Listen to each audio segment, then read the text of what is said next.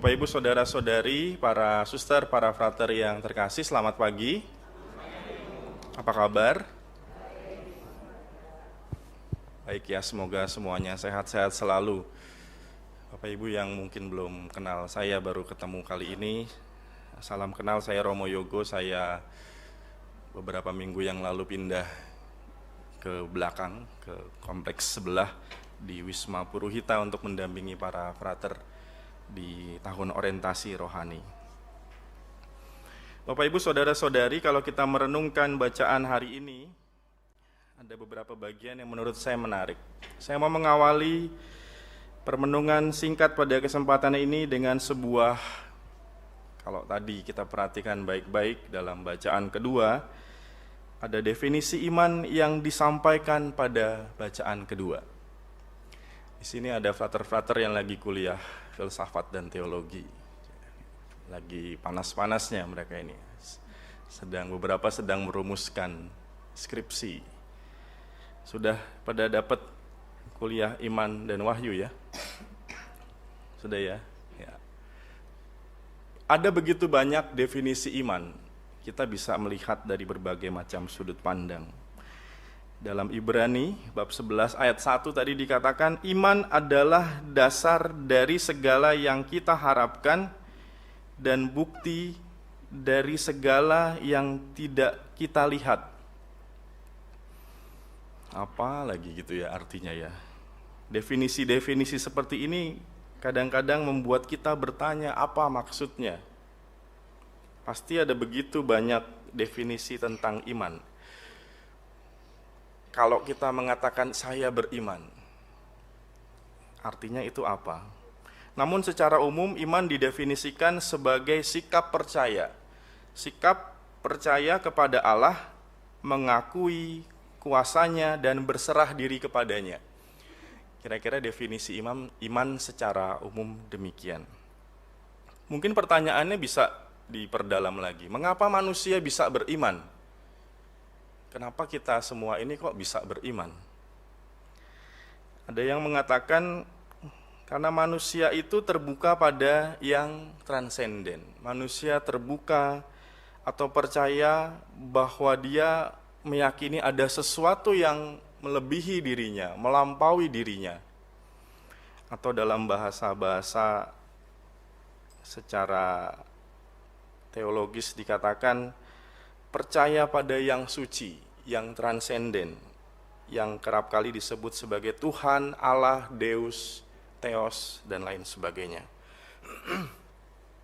Di sini Tuhan dipercaya sebagai asal, penyelenggara, dan tujuan hidup. Tuhan itu tidak terbatas, sementara kita ini manusia terbatas. Tuhan itu melampaui segala yang ada, sementara kita tidak bisa melampaui, kita ada punya batasan-batasan. Maka Tuhan itu disebut transenden, yang melampaui. Berbeda mungkin dengan ciptaan lainnya, mungkin dengan binatang atau hewan. Hewan itu nggak bisa terbuka pada yang transenden. Hewan mungkin tidak punya akal budi, hewan mungkin tidak punya kehendak bebas, atau suara hati gitu. Di Puruhita itu ada satu anjing kecil, gitu ya. Anjingnya Romo Direktur. Gitu. Mau disuruh apa aja sama fraternya dia ngikut gitu ya. Dia nggak bisa milih hari ini saya mau makan pakai ayam, besok saya mau makan pakai apa sih makanan anjing biasanya, pakai daging sapi dan lain sebagainya gitu. Nggak bisa. Apa yang dikasih ya dia jalankan. Beda dengan manusia.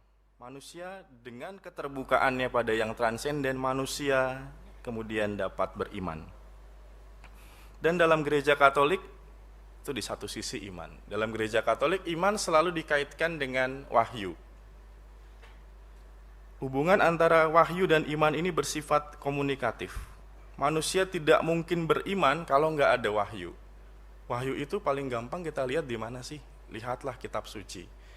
Kitab suci perjanjian lama, kitab suci perjanjian baru, di sanalah itu nampak wahyu. Dan wahyu ini bisa diartikan apa? Wahyu adalah inisiatif dari Allah yang mau memperkenalkan dirinya, Allah mau menyingkapkan dirinya dari waktu ke waktu, dan kita bisa mendengarnya dalam kitab suci. Maka kalau setiap kita ekaristi, ada bacaan-bacaan, di sanalah wahyu Allah ingin disampaikan. Maka dalam konteks ini, apa artinya iman? Iman adalah tanggapan atau jawaban manusia atas apa? Atas wahyu Allah yang disampaikan kepada kita. Lalu apa relevansinya buat kita? Bagi saya, beriman itu adalah sebuah proses dan butuh belajar dari waktu ke waktu. Sedikit cerita, saya pernah sebelum tugas di Puruhita, saya tugas di kampus, di universitas. Ini bulan-bulan ketika pendaftaran mahasiswa baru, ketika dimulai masa orientasi atau pengenalan kampus. Di kampus yang pernah saya tugas itu ada banyak mahasiswa beragam, Jabodetabek ada, lalu juga ada mahasiswa penerima beasiswa dari daerah-daerah.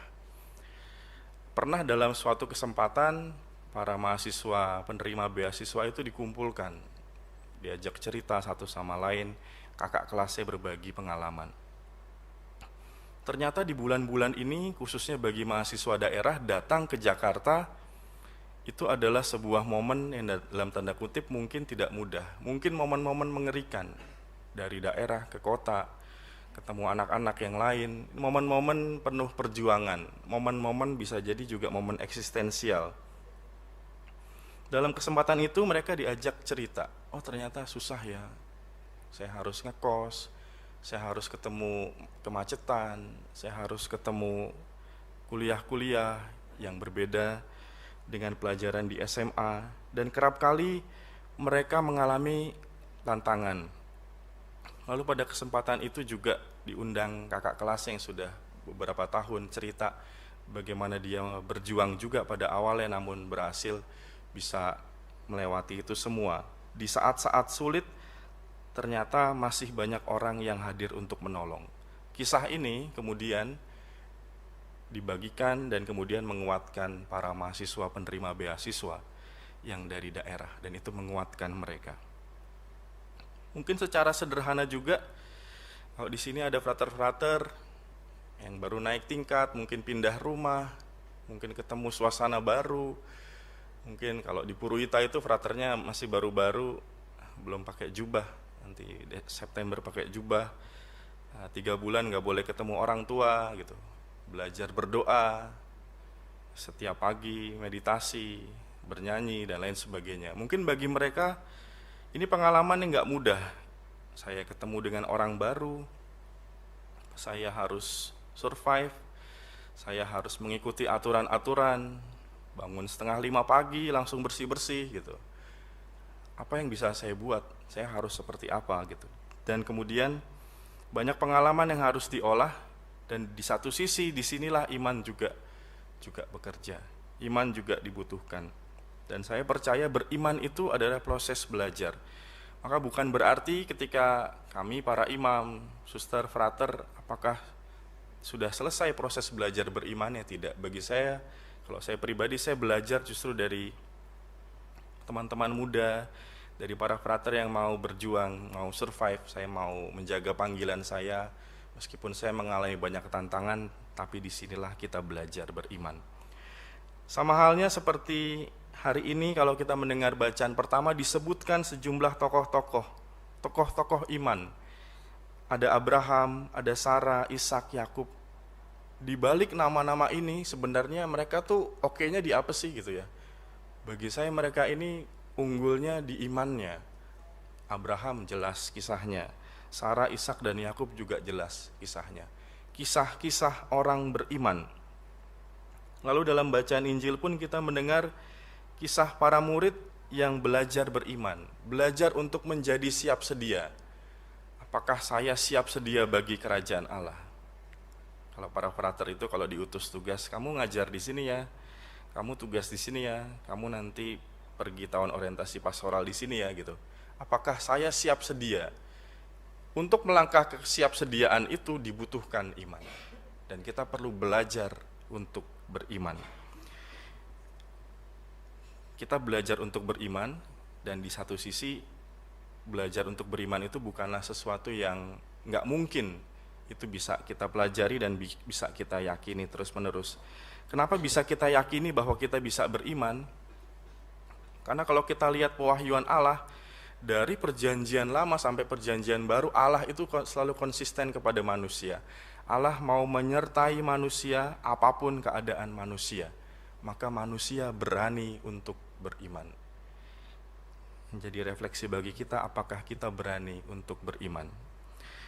Kalau kembali lagi pada definisi tadi, iman adalah dasar dari segala yang kita harapkan dan bukti dari segala yang tidak kita lihat. Maka mari kita mohon kepada Tuhan, semoga saya belajar berani beriman. Sesuatu yang mungkin belum pernah kita lihat, sesuatu yang mungkin belum pernah kita tahu, namun kita percaya Tuhan yang selalu konsisten menyertai manusia, kepada Dialah kita beriman. Inilah yang kita mohonkan. Dimuliakanlah Tuhan kini dan sepanjang masa.